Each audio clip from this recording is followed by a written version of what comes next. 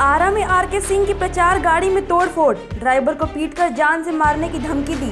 बिहार की आरा लोकसभा सीट से बीजेपी के प्रत्याशी आरके सिंह की प्रचार गाड़ी में बुधवार को तोड़फोड़ हुई। 2 बाइक सवारों ने गाड़ी का शीशा तोड़ा और ड्राइवर के साथ मारपीट की। उन्होंने ड्राइवर को जान से मारने की धमकी भी दी।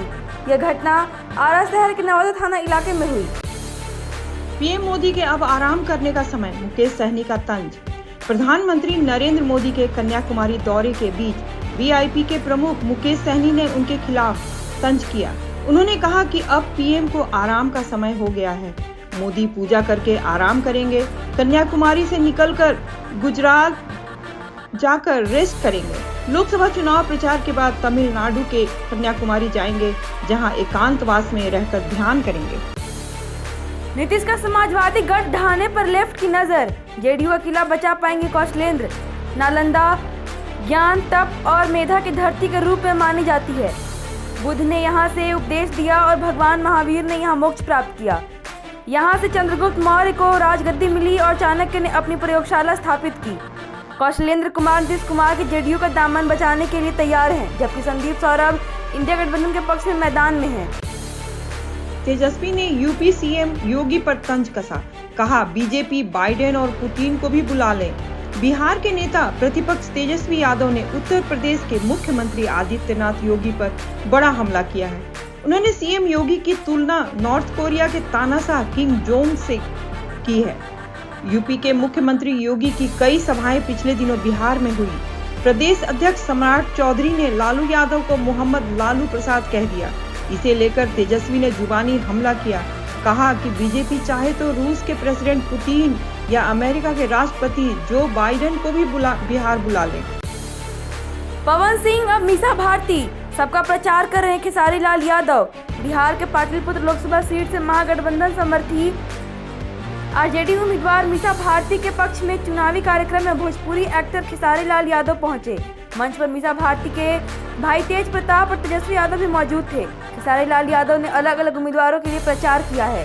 हाल ही में वाल्मीकि नगर ने सुशील कुमार कुशवाहा और काराकाट से निर्दलीय पवन सिंह के लिए वोट मांगा। एक तो बेटा है, उसको भी नहीं संभाल सकते। बेटा बेटी गिनने पर नीतीश को राबड़ी का तीखा जवाब। बिहार में 2024 के लोकसभा चुनाव के दौरान प्रचार में लालू यादव और राबड़ी देवी के बच्चों की संख्या का मामला विवादित रहा है। सीएम नीतीश कुमार ने इस पर हमला किया, जबकि तेजस्वी यादव ने इसे न्यूट्रलाइज करने की कोशिश की।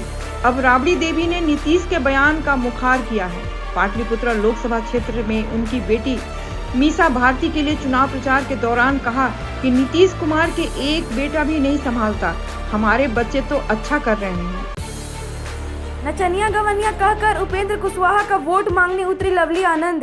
बिहार के काराकाट लोकसभा सीट पर 1 जून को होने वाले वोटिंग में भोजपुरी स्टार पवन सिंह के प्रचार में जोश है। उपेंद्र कुशवाहा के सामने बड़ी चुनौती है, क्योंकि राजपूत डोमिनेटेड काराकाट में पवन सिंह एनडीए के वोट बैंक में ही सेंध लगाने में है। एक चुनावी जनसभा को संबोधित करते हुए लवली आनंद के नाम लिए बगैर पवन सिंह को नचनिया गवनिया करार दिया और उपेंद्र कुशवाहा को राजनीतिक अनुभवी और माहिर खिलाड़ी बताया। इंडिया गठबंधन की मीटिंग पर चिराग पासवान का तंज। चिराग पासवान ने इंडिया गठबंधन की नई दिल्ली में होने वाली बैठक को लेकर तंज कसते हुए कहा कि बैठक में डिसाइड होगा किस किस के यहाँ मटन पार्टी होगी।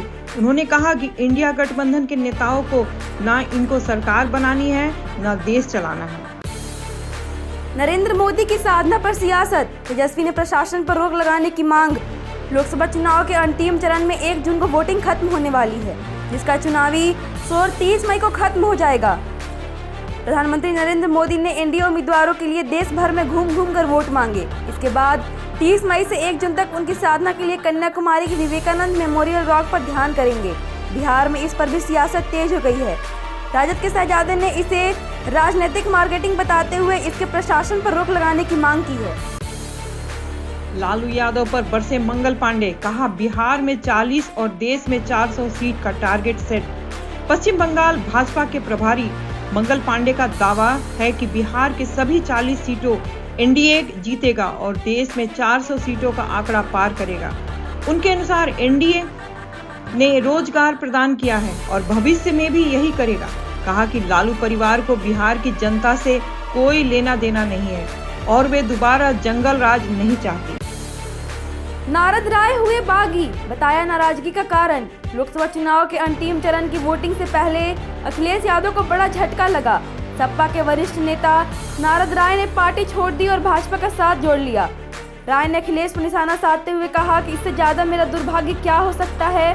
संगठन के लोगों ने मंच पर हमारा नाम ही नहीं लिया, जिसके बाद वे भाजपा में शामिल हो गए। लोकसभा चुनाव के 7वें चरण के दौरान 2009 के नतीजे पर एक नजर। यूपी के लोकसभा चुनाव के 7वें और अंतिम चरण की 13 सीटों पर वे विपक्ष पूरे दमखम से मैदान में है। विपक्षी नेता प्रचार के मामले में आगे हैं। 2009 के चुनाव में विपक्ष ने इस चरण की 13 में से 10 सीटें जीती थी। पूर्वांचल में सपा, बसपा और कांग्रेस का दबदबा था। भाजपा ने तब सिर्फ गोरखपुर, बांसगांव और वाराणसी की जीत हासिल की थी। काशी मथुरा की मस्जिदों पर दावा छोड़ दे मुसलमान, खत्म हो जाएगा इस्लामोफोबिया। भारतीय जनता पार्टी के असम के मुख्यमंत्री हिमंत बिस्वा शर्मा ने मुसलमानों को काशी के ज्ञानवापी मस्जिद और मथुरा के शाही ईदगाह को हिंदुओं के लिए छोड़ने की बात कही है। उन्होंने कहा ऐसा करने से इस्लामोफोबिया खत्म हो जाएगी और कहा कि इसका मुकाबला धार्मिक निरपेक्ष विचारों से नहीं होगा। पीएम मोदी की काशी वासियों से अपील, विकसित भारत के लिए करें वोट। 1 जून को पीएम मोदी ने संसदीय क्षेत्र वाराणसी में वोटिंग होनी है। ऐसे में पीएम ने काशी वासियों के लिए वीडियो संदेश जारी करते हुए कहा कि आप सभी केवल नव काशी ही नहीं बल्कि विकसित भारत के लिए वोट दीजिए। मोदी ने 758 बार लिया खुद का नाम, 224 बार मुस्लिमों का जिक्र, खरगे ने साधा निशाना। शनिवार को होने वाले लोकसभा इलेक्शन 2024 के अंतिम चरण के प्रचार में विरोधी पार्टियों ने आपस में जमकर हमला बोला।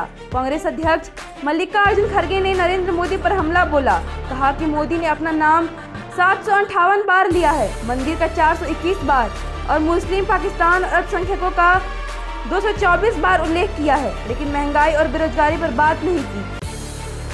अरविंद केजरीवाल की एक और कोशिश, सुप्रीम कोर्ट में लगा झटका तो ट्रायल कोर्ट में याचिका, मांगी जमानत।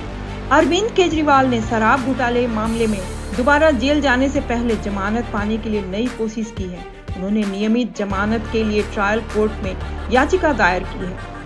इसके बाद उन्हें 2 जून को सरेंडर करना है। सुप्रीम कोर्ट ने उनकी अर्जी को अवकाशकालीन पीठ के सामने सूचीबद्ध करने से इनकार कर दिया। सेहत खराब बताकर अंतरिम जमानत की मांग की, पर कोर्ट ने मांगा ईडी से जवाब। दिल्ली के मुख्यमंत्री अरविंद केजरीवाल ने गुरुवार को दिल्ली की एक अदालत में अपने लिए राहत की मांग की। ट्रायल कोर्ट में नियत याचिका दायर करते हुए उन्होंने अपने स्वास्थ्य के हवाले में अंतरिम जमानत की भी मांग की। स्पेशल जज ने प्रवर्तन निदेशालय से दोनों याचिकाओं पर जवाब मांगा है। पीएम मोदी की चुनाव लड़ने के अयोग्य ठहराने की याचिका को हाई कोर्ट ने खारिज किया। दिल्ली हाई कोर्ट ने प्रधानमंत्री नरेंद्र मोदी के खिलाफ वाराणसी से चुनाव लड़ने के अयोग्य ठहराने के याचिका को खारिज कर दिया है। न्यायमूर्ति सचिन दत्ता की अध्यक्षता वाली पीठ ने याचिका को दुर्भावनापूर्ण करार देते हुए इसे खारिज किया है। याचिका में नरेंद्र मोदी के खिलाफ झूठी शपथ लेने का आरोप लगाते हुए पायलट कैप्टन दीपक कुमार ने कहा कि झूठी शपथ ली है कि भारत के संविधान के प्रति सच्ची आस्था और निष्ठा रखें। नफरत फैला रहे हैं मोदी, पंजाब के वोटरों को मनमोहन का खत। लोकसभा चुनाव 2024 के आखिरी चरण से पहले पूर्व प्रधानमंत्री डॉक्टर मनमोहन सिंह ने पंजाब के लोगों को एक खत लिखा। उन्होंने भाजपा सरकार के व्यवहार पर चिंता व्यक्त की। कहा कि मोदी ने भाषणों में विभाजनकारी भाषाओं का इस्तेमाल किया है।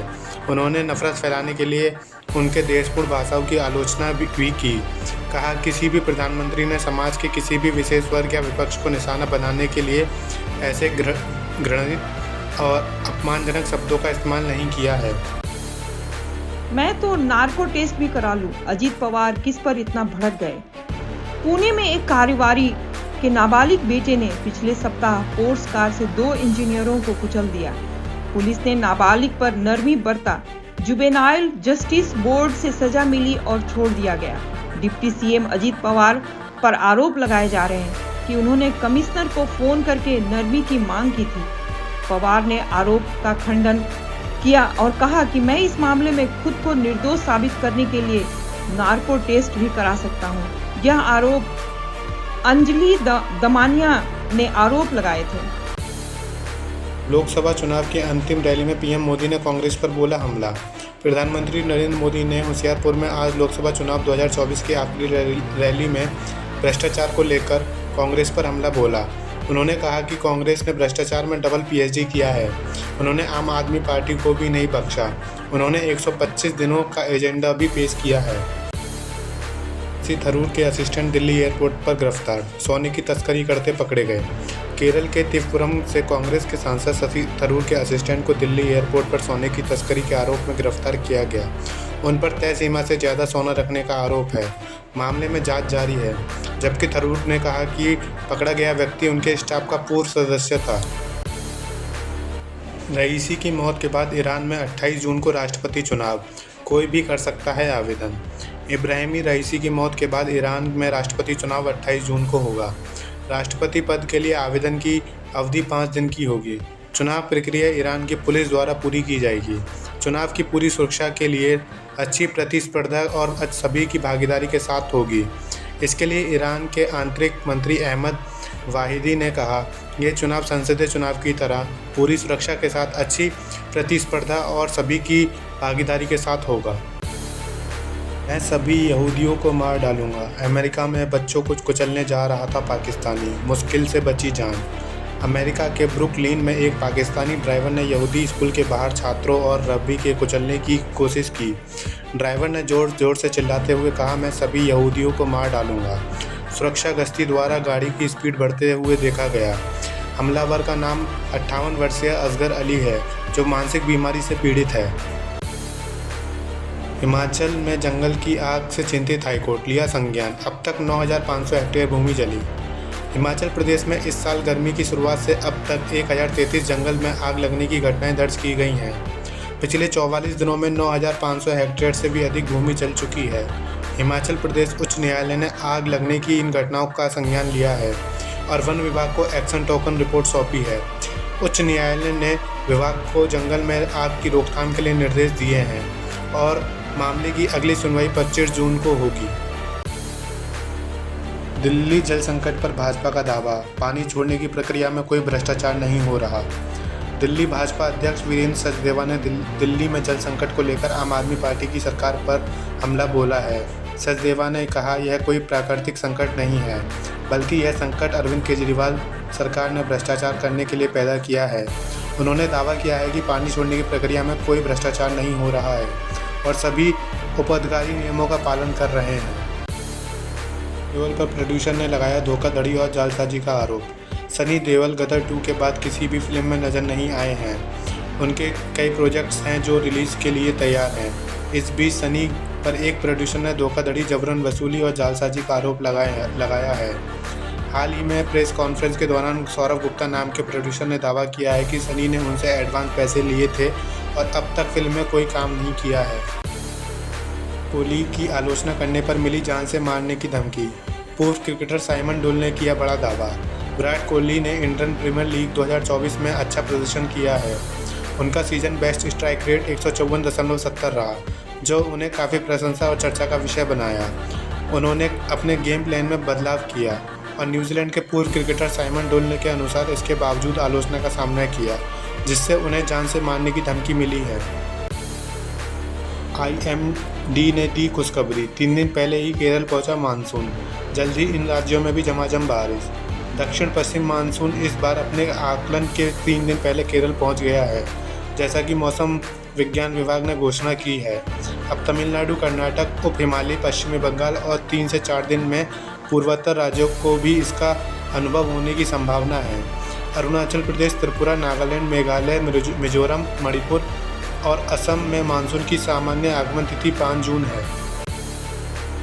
बाबा केदार के दर्शन को जाते समय हो जाएं सावधान, पैदल रूट पर हिमखंड गिरने का खतरा।